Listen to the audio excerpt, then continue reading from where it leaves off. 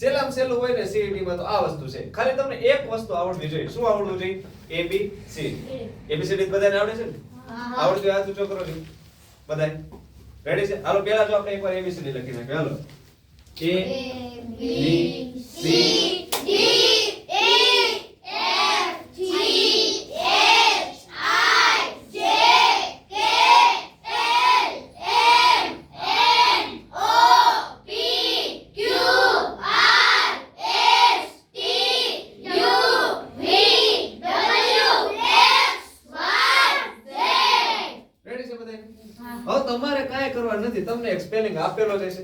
તમારે ખાલી એને શેમાં ગોઠવવાનું છે? મૂળાક્ષર પ્રમાણે ગોઠવવાનું. ઉદાહરણ તરીકે જો અહીંયા એક હું સ્પેલિંગ લખી નાખું. આપણે M O N K E Y monkey એટલે વાંદરો.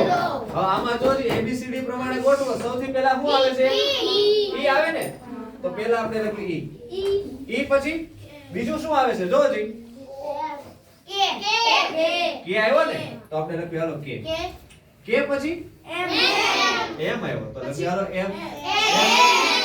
N પછી તો લખો O અને O પછી Y. ગોઠવાઈ ગયું. આમાં કઈ અઘરું છે? કોને કોને આવડશે હવે? બધાયને? હજી એકવાર જો ધ્યાન આપ. બધાયનું ધ્યાન થોડું કરવું જોઈએ. D O G ડોગ એટલે સ્પેલિંગ આપેલો છે. આપણે શેમાં ગોઠવવાનો છે? બારાક્ષરી પ્રમાણે. હાલો D O G સૌથી પહેલા તો શું આવશે? D તો લખો D.